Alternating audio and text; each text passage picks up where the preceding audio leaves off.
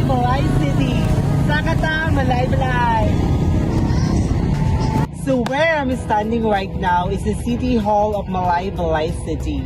It is located at Barangay Kasisang, one of the most stunning and picturesque city halls in the Philippines.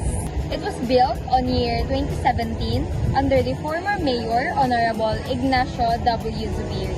But currently, it is now being led by Attorney J. Warren Pabiliaran. So, the municipal hall has approximately 10 hectares wide. The main function of this city hall serves as a central hub for services, information, and support for the people of Balay City.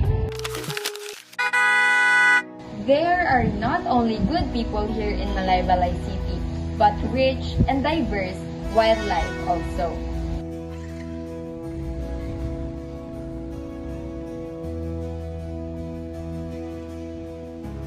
Welcome to Balay City Zoo.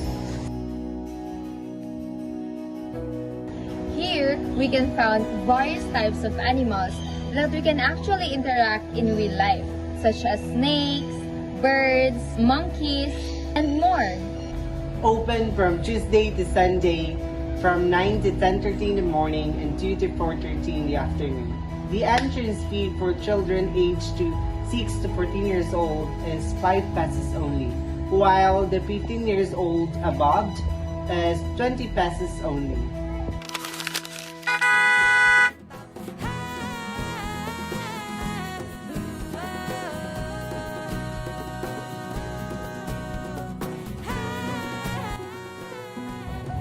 The Kaamulan Tree Park, originally known as the Pines View Park, played a significant role in the early celebrations of the Kaamulan Festival.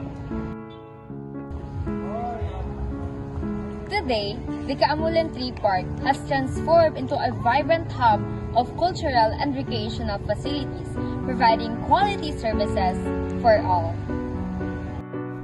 The Kaamulan Tree Park features a verdant area and has a unique landscaping view.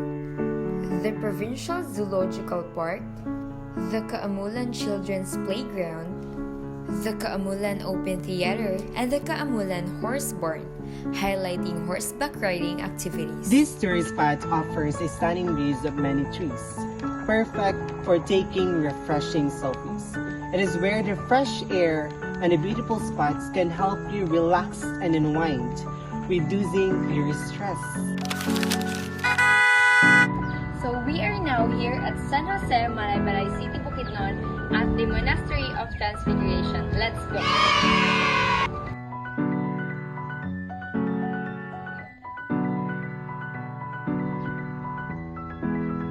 It is a Roman Catholic complex that is located in Balay City, Bukidnon. It is run by the Benedictine Order and was established in the year 1983. The church was noted for its pyramidical Transfiguration Church. So it was designed by the national artist Leandro Locsin and was inspired by the Ifugao Nipa huts. So the church was inaugurated on August 6, 1996.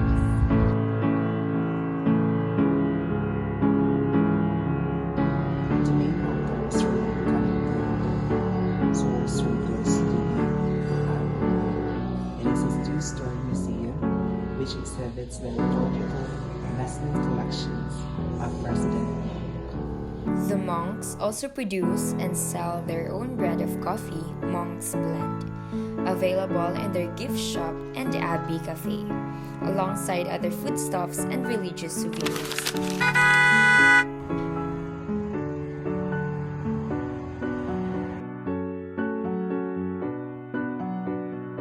We are here at Kabangahan, Balay City. Touring in the Bait is one of the architectural design in Balay City, Bukidnon. This three-story house was built in 1962 and was owned by David Balmoreda.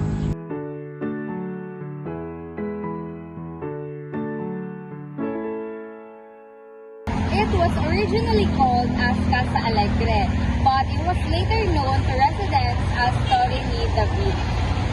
Local folklore says David Valmorida built it a room at a time, adding a new segment every time a new child was born. making it look so mysterious to the passing motorist and commuter along the nearby Sierra National Highway.